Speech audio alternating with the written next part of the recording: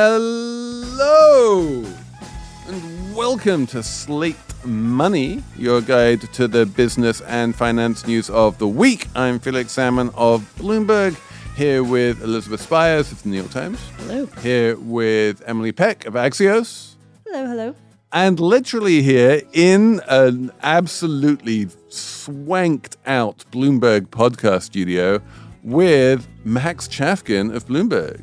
Hey. Max, introduce yourself and tell me about this whole amazing situation that we're in. Yes, I am a writer here at Bloomberg and Business Week and the co-host of the Everybody's Business podcast, which is a weekly podcast that tapes here. We model ourselves on Slate Money in every way.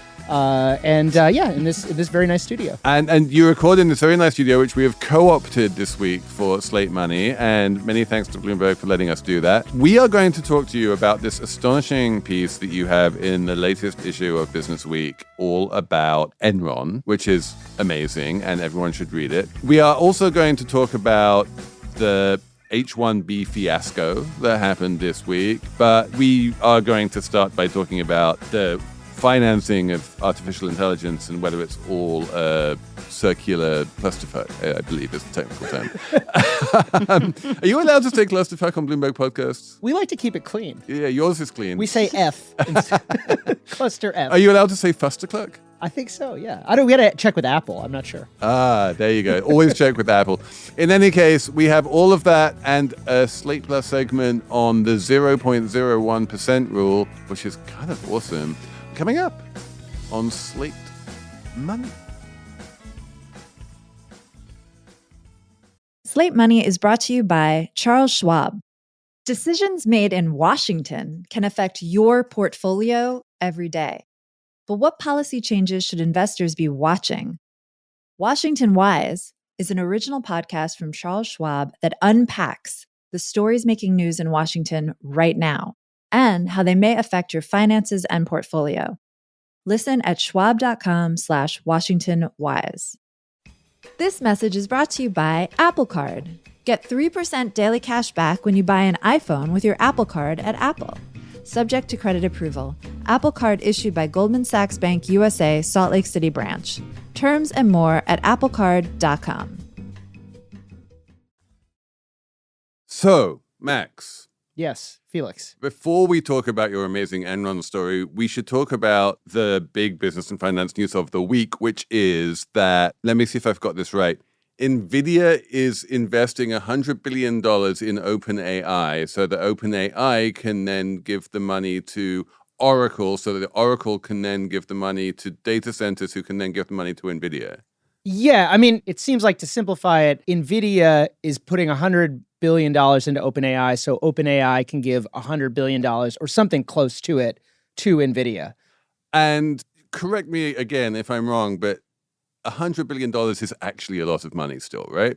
Big investment round, right? Like these are numbers that, I don't know, even a few years ago for a private company would seem enormous. When I joined Axios, I tried to get a word minotaurs going. I think I vaguely remember this. Do you remember the unicorns? Yeah. Do you remember when it was really amazing that a company could be valued at $1 billion and all the companies that were valued, the private companies that were valued at $1 billion were called unicorns? And then there were like hundreds of them or possibly even thousands. And eventually I decided what we needed was a notch up from a unicorn, which was a Minotaur, which isn't a company that was valued at $1 billion. It was a company that had raised $1 billion.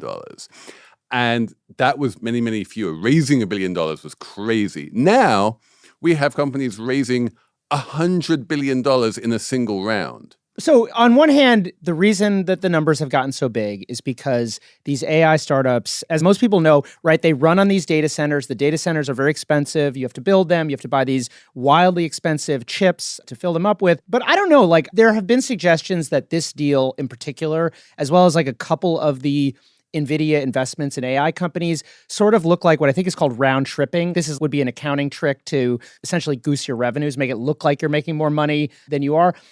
I don't really understand where the line is there, although that seems like an interesting question to me. The other thing to me is just like this whole AI bubble feels like a lot of companies sort of doing business with each other. Like it's all this self-dealing. It really feels like if we're looking for a sign that this is a bubble, this is a sign that this is a bubble. If there are three minotaurs passing money between each other, is that technically a Cerberus? Do we have a term for that? I love it. It's a three-headed unicorn. I mean, Max already kind of said this, but I feel like I just was trying to wrap my head around it last night. It's like, I give Felix $100, he gives me $100 back, and then I give him $100 and he gives me $100 back. And then we, in our accounting of our wealth, we keep adding 100 plus 100 plus 100. We never subtract. And that kind of seems like a little bit what's happening. It feels like self-dealing, but it's not the same company, that owns all three entities. They're just passing the same money back and forth, which is kind of like just very expensive high-end customer acquisition, right? Well, I mean, it's what used to be known as vendor finance, I think, to a certain extent.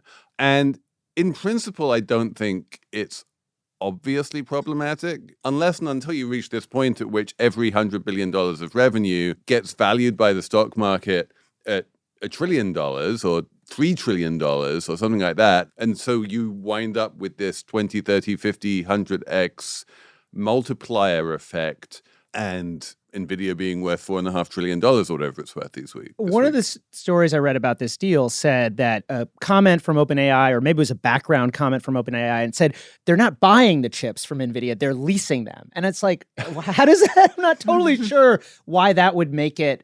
I mean, maybe that makes it better in an accounting sense or whatever, but it seems like the same basic problem, which is like you have this service that no one really knows how valuable it is. And yes, there are a lot of like venture capitalists that really think that large language models are gonna bring in trillions of dollars and usher in a new era of intelligence or whatever. But it really seems like, for now anyway, most of the money is just coming from other AI companies or software companies that are like so bought into this idea, either because of Wall Street or because of some other reason. Like none of this feels organic to me. This week, I published a little essay on Bloomberg.com about pricing compute, which is a lovely little sort of corner of auction design, which gets into, I think, what you're driving at here, which is that there are two different problems that the AI revolution needs to solve. One is the problem that computer scientists have been working on for decades, which is, number one, how do we build chips which are as sophisticated as the B200 from NVIDIA? And ultimately, how do we get to AGI? And does that, and all of the sort of like hard science questions around artificial intelligence. And then the other question, which is actually really much more urgent, is the financial one, which is, McKinsey is out with a report saying that total investment in data centers over the next 5 years, which is not very long, is going to be $7.9 trillion. And that is an amount of money that just is almost impossible to comprehend in terms of like investment. It's really hard to find that much money on the planet.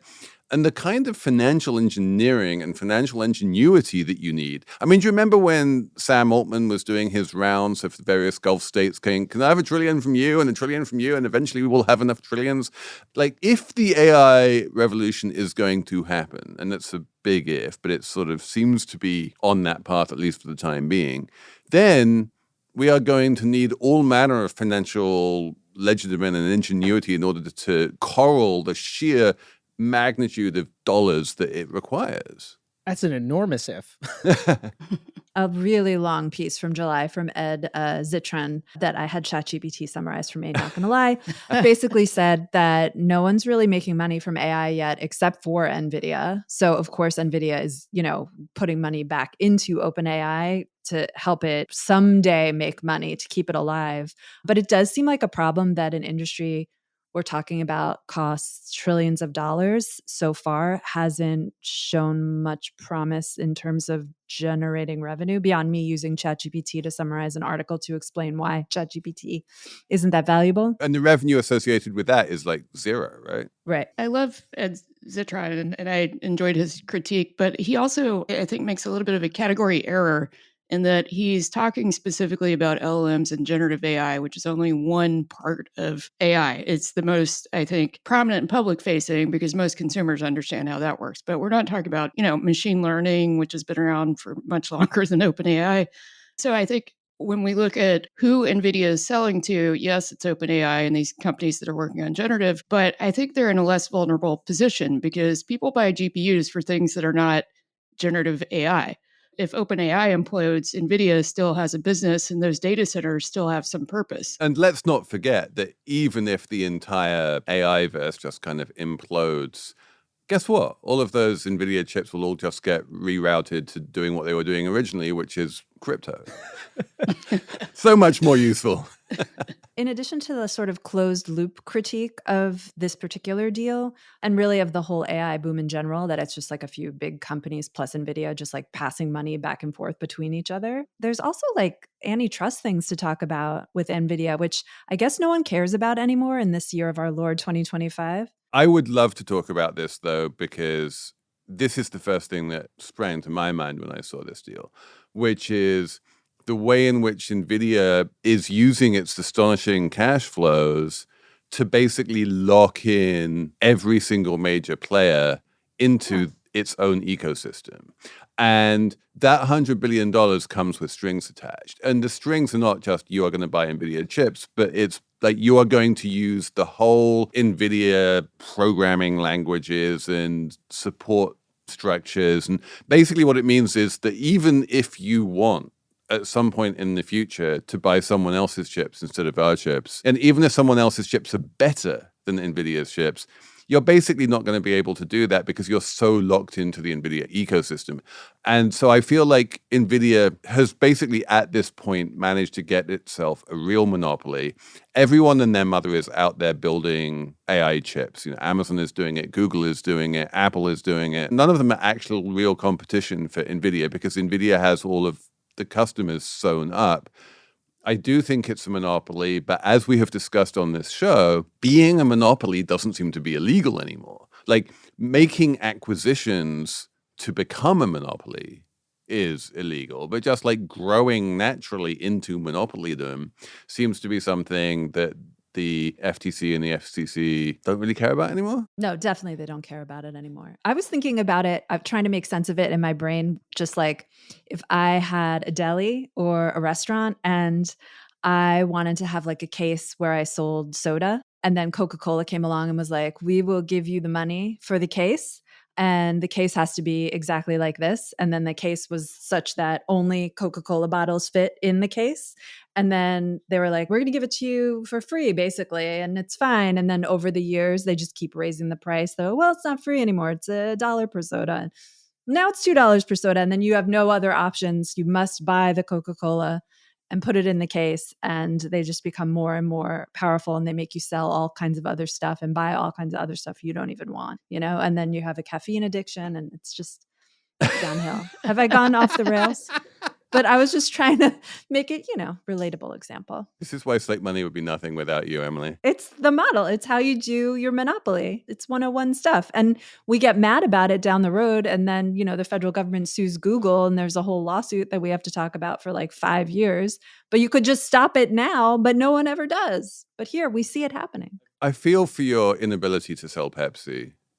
Like, It tastes just as good. I learned this in the 80s. That's just wrong, Emily. It does. Have you taken the Pepsi challenge? Oh my God, the Pepsi challenge, I have a whole thing about that. What?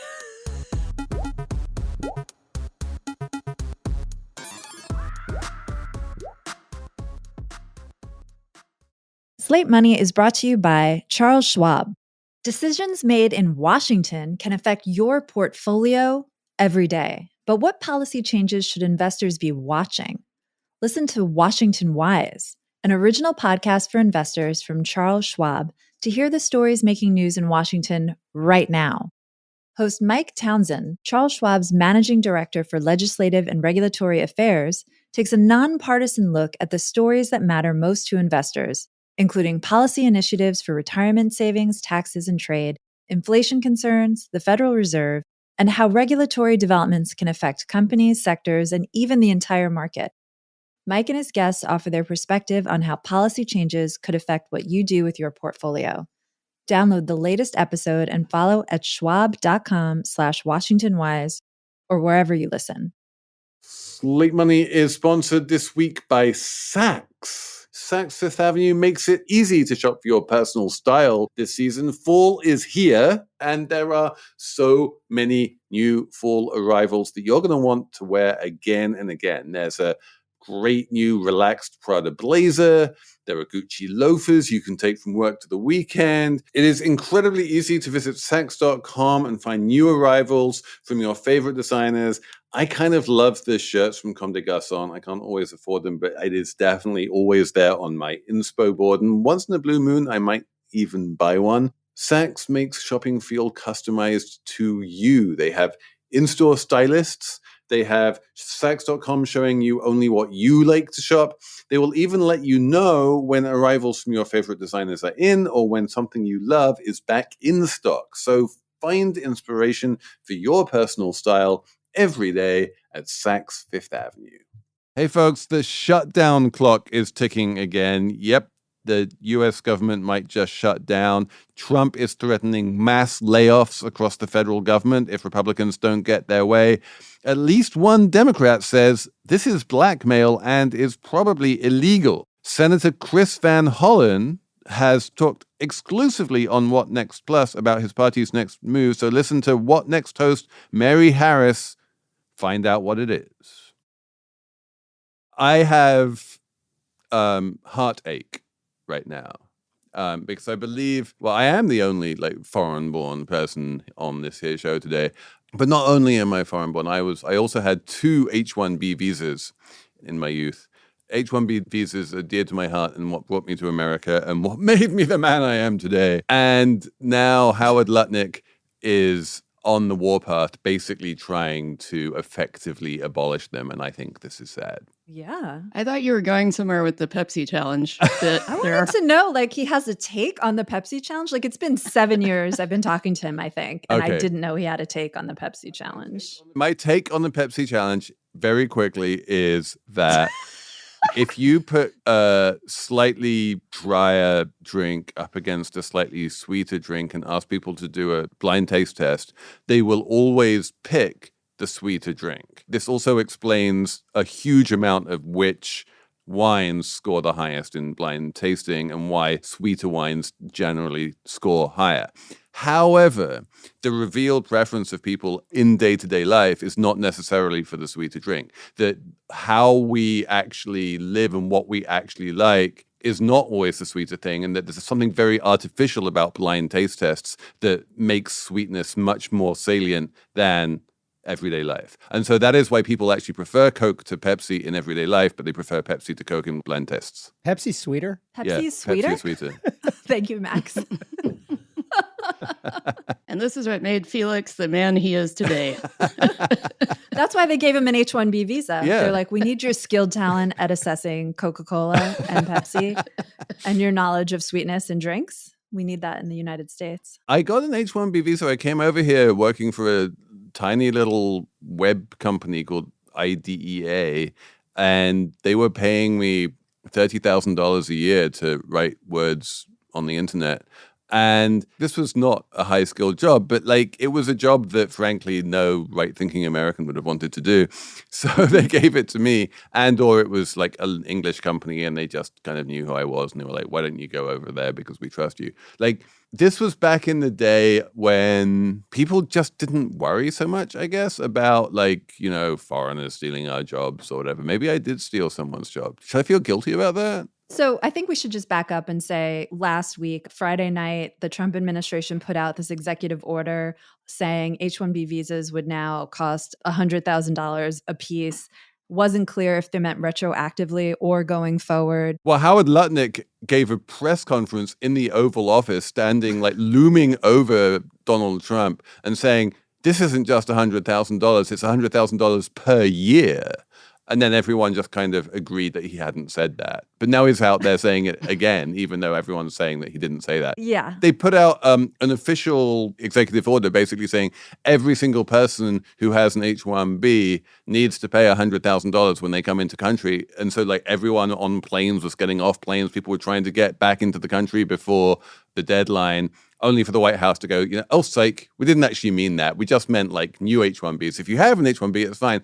The whole thing was rolled out with maximum chaos. It was a mess. Every lawyer I spoke to this week was like, I didn't sleep all weekend. Yeah. Like I was just on the phone to companies, were freaking out. Everyone, just absolute chaos.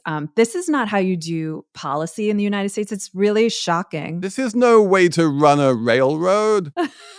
Trump only has one policy tool, though, and it's everybody give me money. It's always some incarnation of that. And what's astonishing to me is that it's almost like he started from the question, how can we destroy American economic primacy in less than 4 years? And then went and did everything that you would do in order to do that. Let's destroy higher ed. Let's start trade wars.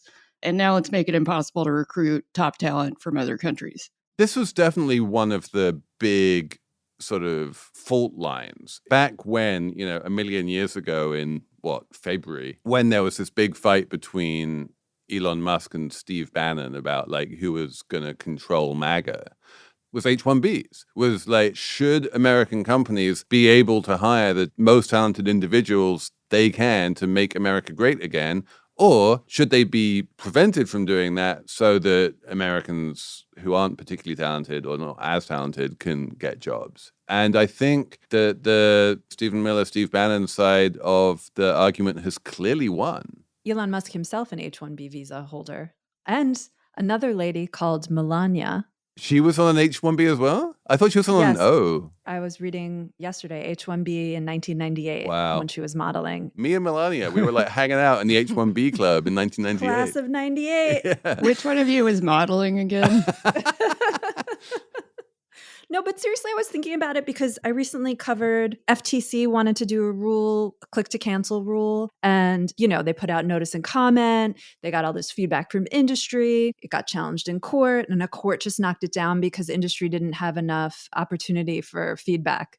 And then the Trump administration on Friday night is like, everyone has to pay $100,000 for these visas starting immediately. And that's okay. And talking to lawyers in the industry, they're like, we don't know if anyone's going to even challenge them in court over this because they're too afraid of this administration. Someone is going to challenge them in court. There is a lawyer who is going to be able to find a plaintiff somewhere. No, there literally is a lawyer on LinkedIn looking for plaintiffs right now. Like I've seen his posts and all the lawyers are like, we're just waiting for the suit. But it's not like Amazon is the biggest user of H-1Bs, but you don't see them out there saying anything about this. The suit will never come from the biggest employer of H-1Bs. The suit will come from like IDEA or some tiny little company that has one H-1B. And the suit will win in at least two lower courts and may or may not make it up to the Supreme Court. And I don't know any lawyer who thinks this is legal, right? I mean, this looks very illegal on its face. And I think, honestly, that's one of the reasons why the big H-1B employers have been so quiet. It's just because they're low-key waiting for this to just go away in the judicial system somewhere. And then the other reason is just like there is no equity in complaining about Trump in public. I don't think it's just that there's no equity in complaining, although that's true. I think it's that the big H-1B holders can afford this. Like, it's just not that much money. And although it will disrupt their businesses to some small extent, they can afford it. It's like these tiny startups, the ideas of the world who can't. And like those are the people, like the venture capitalists who back these startups are the ones who are complaining about it for the most part.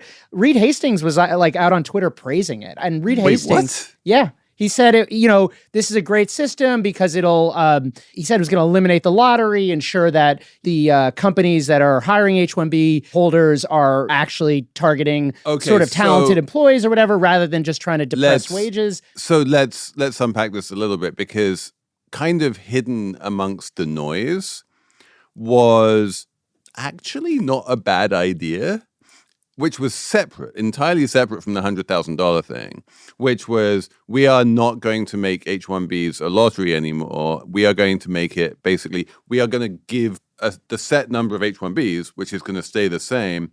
And instead of just handing them out randomly by lottery to everyone who applies, we are going to hand them out to whoever the most skilled applicants are. And, we can have a whole philosophical debate about whether the most skilled applicants you can use as a proxy for that, like the highest paid jobs. But that's broadly where we're going with this one way or another. And I think saying like, we are going to try and funnel these H-1Bs to the most skilled applicants is something that seems to me to have been relatively uncontroversial, but then just got completely swamped by this $100,000 thing. But you can do the most skilled applicants thing without doing the $100,000 thing. That is not necessary at all. But then you can have, like you said, a whole other debate about what a most skilled applicant is. It's my understanding that a lot of people coming out of university, graduate students, and those with bachelor's degrees at the beginning of their career who are trying to stay in the United States, secure these H-1Bs, and then go on to become very skilled workers. But initially, this is just a way of developing talent.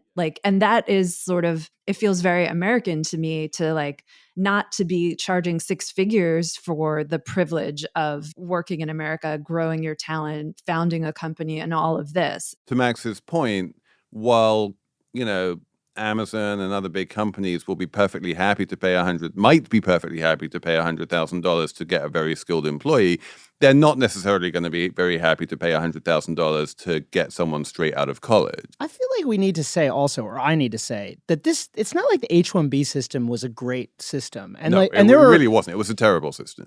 I think it's really true to say that this policy is going to harm Silicon Valley. It's going to harm the innovation engine of the United States, maybe even harm the economy at large. But what H-1B was, I think, at a lot of companies was basically a scheme to hire workers at below market wages and essentially to undercut the Silicon Valley workers who, during the era when this program became much more popular, were demanding increasingly higher wages. Remember there was that story, was it 10 years ago, about Apple and Google colluding on, not poaching each other's employees? It basically became a situation where this is just a way for Meta and Amazon and Apple and so on to pay way, way, way less for entry-level tech. Well, it was partly that, but can I just spin that a different way? Which is that it was a way for these big companies to get these skilled workers, not very expensive or not as expensive as American skilled workers, to work in California, in Washington, in the United States, rather than having to employ them in Ireland or in Bangalore or, wherever they, would otherwise have to employ them. I think the ultimate truth of the matter is that these individuals are going to end up being employed by these companies one way or the other. And the only question is, are they going to be employed by these companies in America and become tax-paying Americans and contributing to the American economy, or are they going to be employed by these companies in India and become tax-paying Indians and contributing to the Indian economy? And I don't know which one Donald Trump would prefer. And Canada, too. A lot of companies, the lawyers I spoke to this week, they said all their clients are thinking about ways to move these jobs to other countries. Yeah. And that's a loss. Even if you are underpaying H-1B visa holders in the United States, they're still contributing to the local economy and a broader sort of job ecosystem in the company. If you have an engineer and you're employing them in an office, you're going to need staff around those engineers in that office. Everyone's going to go out to lunch. Everyone's going to buy real estate, blah, blah, blah. This is how we grow economies. If all of a sudden you put that engineer and you put him back in Canada, then Canada gets all those benefits and then the United States doesn't. I also just Occam's razor, though. I think none of this was really thought through by Trump. He's just sort of reverting to his usual everybody needs to give me money role. But also the Bannon position is just that he doesn't want immigrants generally in the country. Stephen Miller has been violently against, or I should say vehemently against, legal immigration from day one.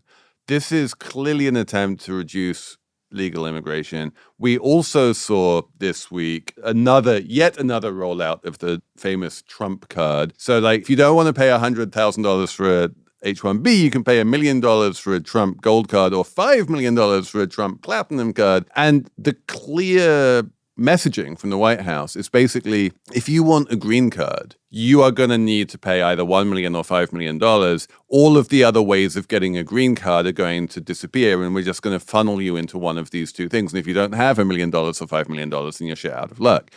And immediately, someone in the Oval Office, when Howard Lutnick was announcing this, was like, wait, does that mean that spouses of American citizens can't get green cards anymore without paying $1 million? And Lutnick was like, oh, yeah, I hadn't thought of that. It's like, this is not thought through, but Elizabeth is absolutely right. That it all just comes down to basically, historically speaking, there were two different ways that rich countries did immigration. There was the American way, which is based on family ties. And then there was like the Canadian or New Zealand way, which is based on skills and that kind of thing. And now Trump is coming up with a third completely different way altogether, which is just whoever can afford to pay a large amount of money. And no one has really tried this before. And again, I'm not sure that this will pass legal muster, especially the platinum card, which you don't have to pay taxes if you pay the $5 if million. you pay $5 million, then you get basically an exception to this universal rule that American residents have to pay tax on their global income. You get like an asterisk and you don't need to do that. My favorite thing is not only do you have to pay $5 million, you also have to spend no more than 270 days a year in the country. They're forcing you to spend 3 months a year outside the country. If you have enough income, there might actually be like an arbitrage play there where you change your citizenship and then get a visa to come back for a year. Well, I mean, just not to pay taxes. So, yes. And again, this isn't really thought through. Now, right now, it is extraordinarily expensive to renounce US citizenship once you have it. I don't know whether that might change. But no, this is very much an attempt to basically reinvent UK non-dom status, which turned out to be a complete disaster in England, and just saying like, yeah, we want that class of people in America. My guess is it will be found unconstitutional, but I've said that in the past, and you can't trust the Supreme Court to be the bulwark here. It's just really remarkable if you just like zoom out. The Trump administration clearly values rich people over everyone else and is structuring policy that way too. Like the people worthy of consideration are people who can pay $1 million, $5 million to be here. Everyone else can like buy. Refugees buy. Poor people, people in university.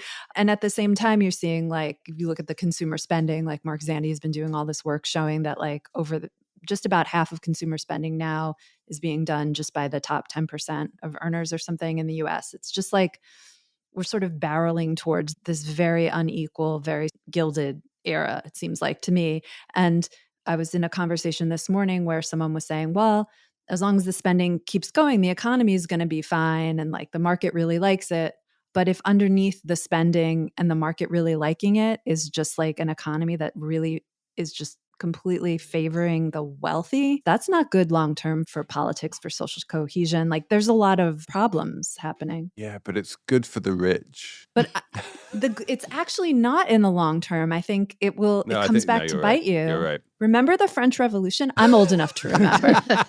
I remember the Pepsi challenge, the French Revolution, when they shot those Russian people in the turn of the last century. I remember it all. Yeah. And I'm telling you, in the long run, it's not good.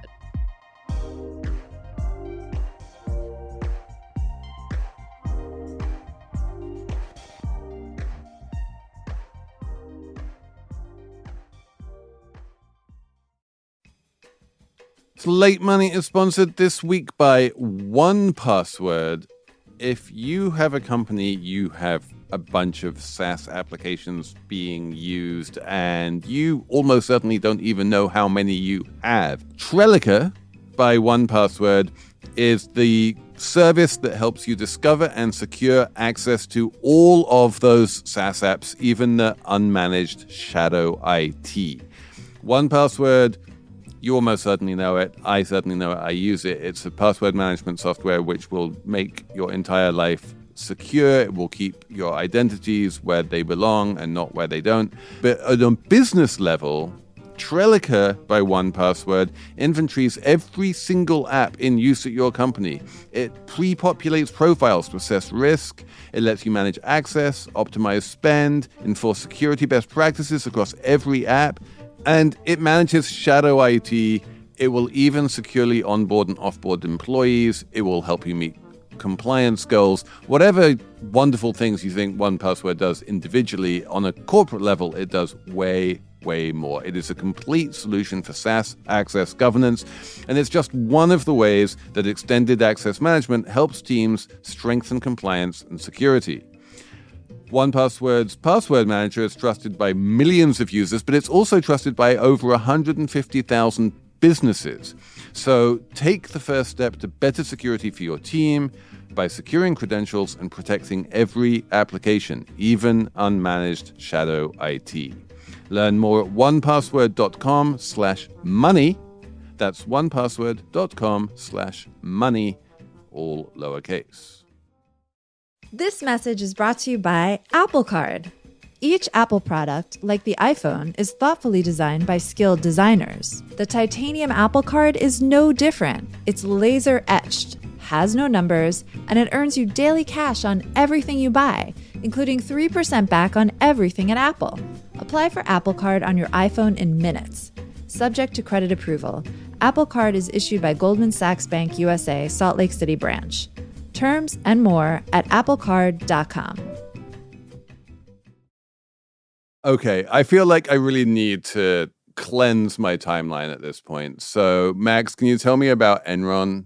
Yes. So I guess it was at the end of last year. Probably some people saw this, but there was a social media campaign. Someone got the trademark to Enron, which is this really cool logo that was designed by Paul Rand, legendary graphic designer. And they bought up all the social media handles and they announced that they were back. There was a launch video. It is really funny because it looks exactly like any corporate social responsibility ad. Sort of could be like a ad for a chemical conglomerate saying, you know, those cancer-causing chemicals weren't so bad, but it's Enron. And what kind of preceded was this, what to me anyway, like very funny social media campaign, kind of poking fun at the way corporations like talk to us. And I did a story about it for Business Week where I work, and it was fun. The guys behind it did the birds aren't real conspiracy theory. Are you familiar with that one, Felix? Birds Aren't Real was fun. But then when you were writing this, correct me if I'm wrong, I don't have great ability to put myself in the mind of a high-flying Business Week reporter. But you were thinking to yourself, why did they go to all the trouble of actually buying the trademarks? They could have done all of this just anyway and used the logo and no one would have sued them. It wasn't like there was some like trademark holder of Enron. I actually asked that question. They didn't buy it. They just filed the trademark because the trademark had expired. Like as you're guessing, some of the media reports, it was written up as a purchase, but it was really more like a filing fee. I also think parody kind of allows you to basically do,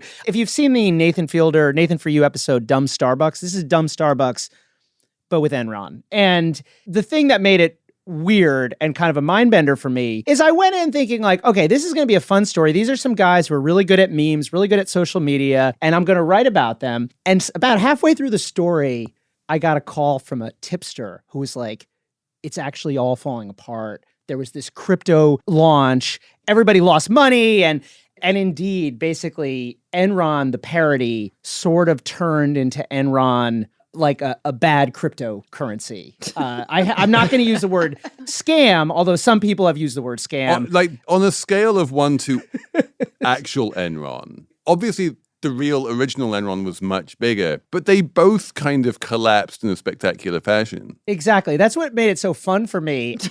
So what's weird is I think that the guys behind this, as I reported in the story, they both basically left the project out of frustration with because their crypto guys crypto had taken investors essentially launching a cryptocurrency and trying to turn this satirical project into like a get rich quick thing, basically turning it into a thing that they were trying to satirize. But I don't know. To me, it was like it actually made the satire somehow even better because it did the thing. Yeah. I need to unpack this just a little bit because one of the defining questions of the 2020s is, are memes real? And we talked about Labubu's last week, and they are real, and Pop Mart that makes Labubu's is worth $50 billion, and it is a real thing. Dogecoin has a capitalization in the hundreds of billions of dollars. It's a real capitalization. GameStop is a real company with real revenues, basically just staying aloft on pure power of meme. And this ability to turn something funny and stupid into something real is like a defining feature of where we are today. And I feel like the Birds Aren't Real guys were doing a satire, but then the crypto backers were like, well, great. Satire is something that is real and we can monetize. Well, I think you're absolutely right. And I left one part of the story out, which is that they also tried, and I don't think this was forced by the crypto backers, they tried to sell energy in Texas as well, because Enron, partly because of the original Enron, Texas and many other states deregulated their energy market. So now you buy electricity from a different company. It doesn't necessarily have to be the same company that makes the electricity. It doesn't necessarily have to be a utility. It could be like Ryan Reynolds or whatever, like a Mint Mobile situation. Right. And they filed, an application to do this. And the Texas Public Utility Commission, I think part of what led to everything sort of falling apart and me getting this tip and everything is that the Texas Public Utility Commission denied their application on the grounds that people should not have to sort satire from reality when buying electricity, which I think is reasonable, but I also think is a funny line to draw. If you're like, this is the one thing we're not going to accept in Texas when it comes to electricity, it's satire.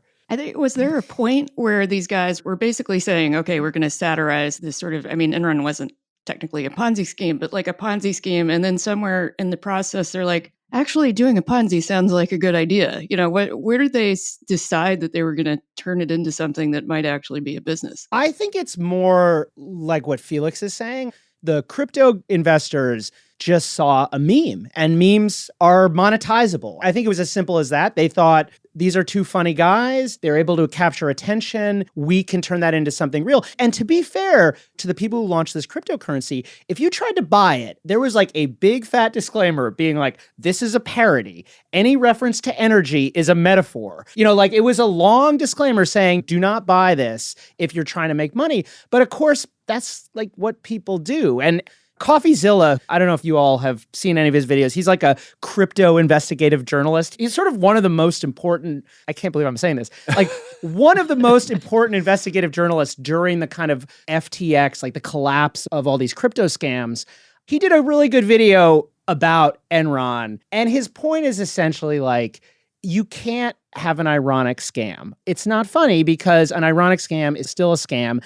And I think there is this sense that it's just gotten harder to do satire today than it used to be, partly because of context collapse and the way that there's just no way to know for sure if something is satirical or something is not, but also because of the weird thing that, Felix, you just talked about, where memes suddenly equal money or whatever. And so I think this was just a doomed project because you actually can't start a fake Enron without becoming a real Enron. I was thinking about this and I watched the video, You Can't Ironically Scam People. And this is ironic because it was just satire, but then it turned out to be the thing it was satirizing, whatever. But then I was thinking this whole thing is an experience. Going through the process of learning that birds aren't real and watching the little video where they say that the birds land on the power lines and that's how they're charged. They're charging.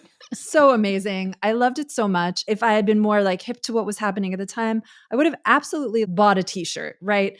So fast forward to the Enron thing, also fun and entertaining and initially free, but then maybe you start selling some shirts. You market the satire. How is selling the coin different from marketing the satire? I guess because some people got in early and took a bunch of money out of the whole thing, but it's people are just paying for an experience. It's pumped up fun. Have a lot more money now and they pay a lot more money. You know what I mean? You're mostly right. And the thing is, the crypto launch is funny in a way. It's funny as long as you're not we're laughing at it. As long as you didn't buy in early and see your paper fortune collapse. I will say they sell a puffy vest. It looks like an authentic Enron vest. I didn't buy it because I don't want to waste. How much is it? It was $70. But if it was $35, you would have bought it. I was really tempted. But the birds aren't real stuff just makes me laugh. And the Enron thing, you're right. It's funny. And I do think... can I just I just want to jump in here and say,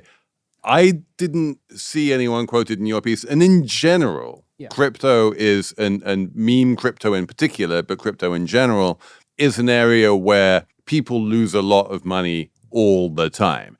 And if you jump into 20 meme coins, you expect to lose all of your money 19 times out of 20, if not 20 times out of 20. Particularly the Enron. Especially the Enron. If no one went into the Enron meme coin thinking, I am certainly going to make money on this. They went into the Enron meme coin going, I will probably lose all my money, but there is a chance I will make money. And this is why no one was that upset that they lost money. Yeah.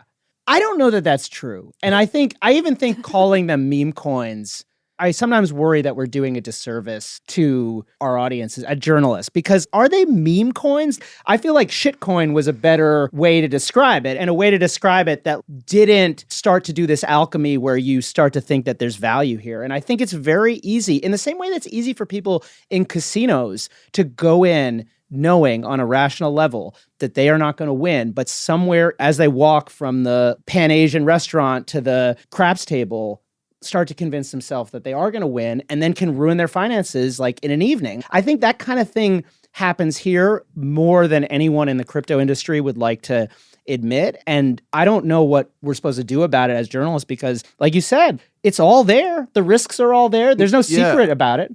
I just think that losing money in crypto is a consumption good. You know, it's what people do for the lulz. And if you wind up making money their next post, you can consider yourself to have been investing. But if you end up losing money, then hey, that's what makes it so painfully ironic. But I think there are two things that sort of complicate this story in particular. One is that I think if they'd been a little bit less clever and elaborate about what the satire was, there would have been less confusion around it. Like there are pieces of it where you're like, oh yes, this is definitely a joke. You know, they said the Enron stands for energy, nurture, repentant, opportunity, and nice, which is hilarious. Connor was like, that was the giveaway. We did that because we were like that. We were trying to give it away. Yeah. And then the other thing, because they did go off on these tangents and consider doing a real business, trying to resell energy, I feel like that might have confused a little bit some of the people who were buying the meme coin. Like maybe there is some value behind this, or at least in as much as you ever have value behind a meme coin. I liked the idea of a utility provider that would just be like a big middle finger to all utility providers. Because I think a lot of people hate their utility provider just like they hate their cable company. And that would be a thing that like probably some percentage of irony-pilled, disaffected young people would go for. They'd just be like, yeah, I mean, Enron, give me electricity. Everyone who wants to keep Austin weird, the last 5 people who want to keep Austin weird, like they would have started buying their energy from Enron. And it's sad that failed, really, because if we don't have memes, Max, what do we have? The crypto investors still own it. It may not be too late. And in fact, after my story came out, the Enron Twitter account tweeted, if you're confused, that's the point. So it could be another act here. We don't know.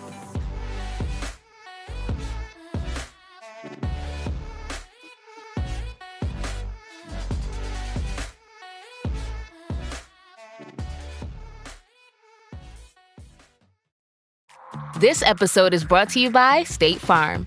Checking off the boxes on your to-do list is a great feeling. And when it comes to checking off coverage, a State Farm agent can help you choose an option that's right for you. Whether you prefer talking in person, on the phone, or using the award-winning app, it's nice knowing you have help finding coverage that best fits your needs. Like a good neighbor, State Farm is there. Numbers round. Elizabeth.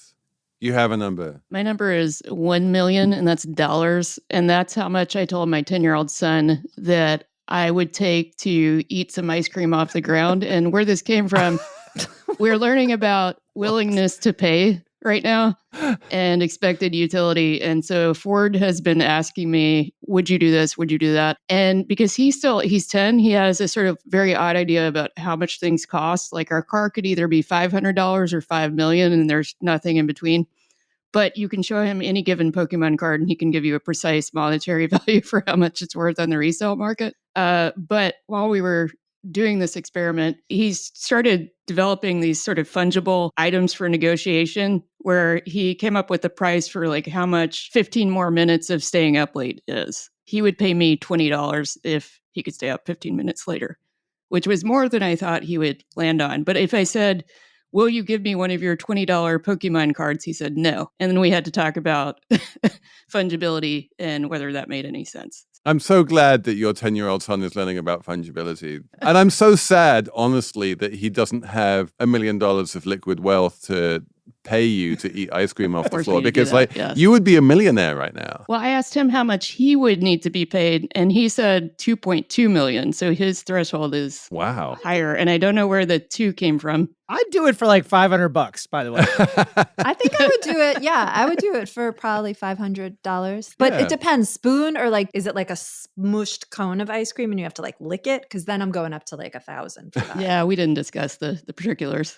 And then what kind of ground are we talking about? Is it like it was on the Upper East sidewalk Side, at the or is moment. Brooklyn? This is like a Brooklyn sidewalk. If it was a Staten Island sidewalk, then that would have been a whole different kettle of fish. Exactly. Yeah, it depends on the neighborhood. The flavor.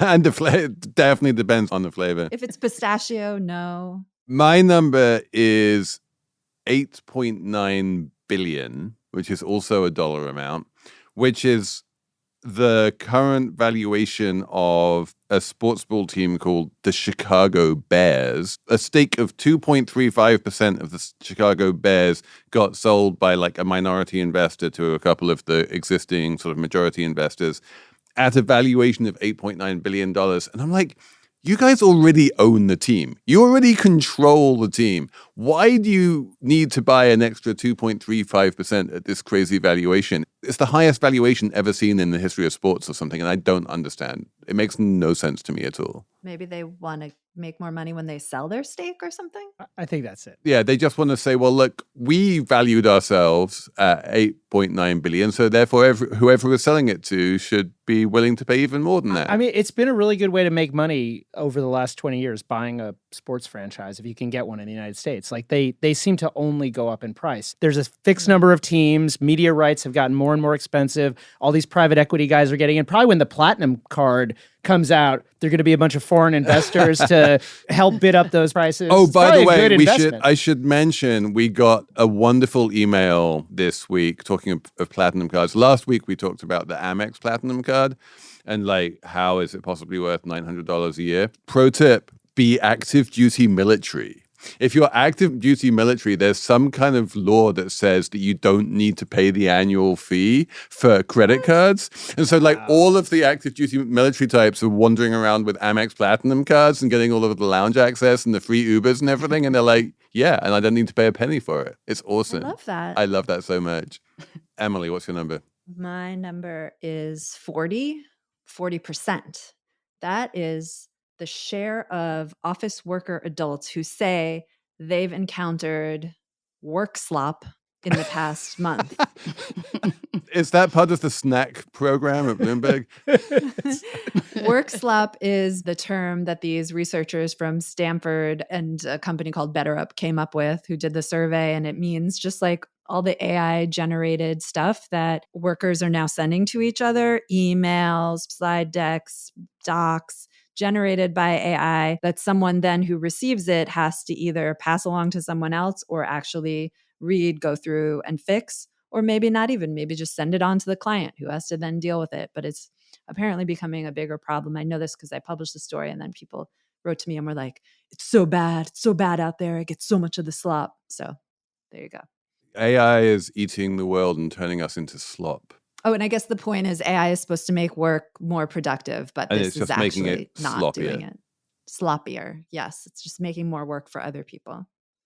Okay, Max. All right. My number is 16, which is the number of hours that attendees to Peter Thiel's Antichrist lecture series, which is off the record, will be spending at the Antichrist lecture series. That includes 4 hours of lectures, 4 hours of Q&A, and then 8 hours of mingling with Antichrist, enthusiasts and eating Is Peter Thiel canopies or giving whatever. these lectures? He is, yes. They're off the record, and there have been a bunch of articles written about sort of like talking to people who have gone to the lectures and so on. And I've been following this because I wrote a book about Peter Thiel, the Contrarian. And just to spoil it for folks, and now this is based on he's talked about the Antichrist on the record in other venues. And there's some details from these talks coming out. But basically his theory of the Antichrist is anyone who wants to regulate his investment portfolio. So like Wait, AI. wait, hang on a second. regulators. You've just destroyed my priorities.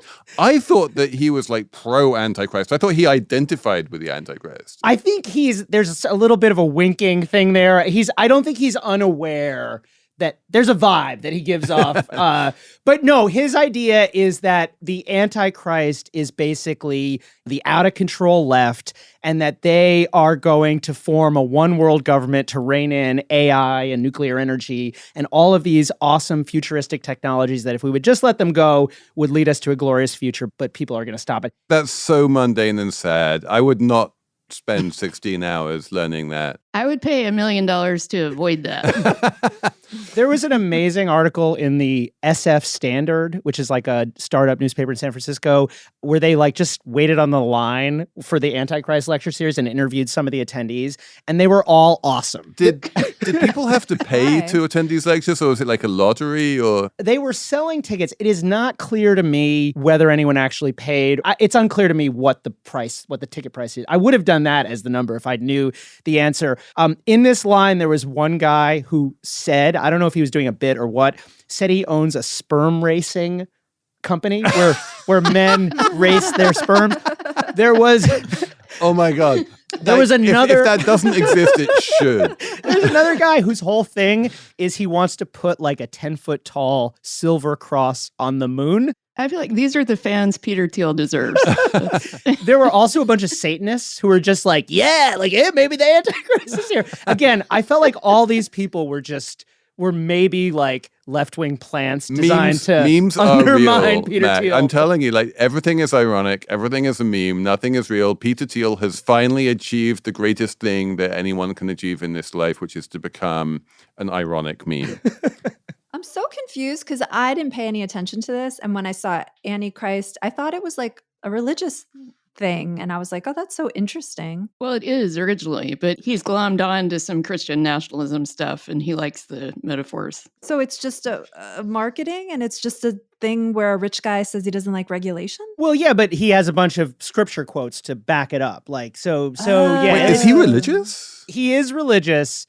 I would say that his version of Christianity is very different from what like like what the kind of commonly understood version of Christianity is. Well, I mean, I know roughly about as much about Christianity as I do about American football, but in my mind, the overwhelming majority of living Christians do not believe in the Antichrist. This is not a part of mainstream theology. Well, but the powerful religious right, which is most white evangelicals, absolutely do. And I think he's capturing political momentum there because he wants them to support his political agenda. Can one of you just tell me what is the Antichrist? I know In it's not theology. regulation, actually. Yeah. In theology, As an like is it ex-Southern Baptist. Satan? Is it the devil? Like what? No, it's supposed to be a sort of world leader who's an incarnation of evil, who comes back, and it seems like they're part of the church, but they're not. There are a lot of descriptions of the Antichrist that make the Antichrist sound a lot like Donald Trump, ironically. There was a period in like the 9th century or something where there was like a pope and an anti-pope. But this is definitely we are getting off the core like competencies And then of they Slate like Money Freaky here, Friday, and we have to and leave. you don't know who's who. I'm just going to wrap this up at this point because otherwise it's going to spiral out of control. I have way too many people to thank for this one. I'm sitting in a room in the Bloomberg HQ with a lovely chap called Magnus who made all of this possible, along with Cheyna Roth and Jessamine Molli, but mainly all of you lovely people who write in on slatemoney@slate.com. And above all, Max Chafkin of Bloomberg. Thank you. It's been amazing to have you on the show, and I feel like now we are podmates. We can do this more often. Love it. Thanks for listening, and if you just press try free at the top of the Slate Money show page in Apple Podcasts, you can get an Apple-exclusive 2-week-long extended free trial of Slate Plus. If you're not an Apple listener, that's okay. You can visit slate.com/moneyplus to get access wherever you listen, and we'll be back next week with even more Slate Money.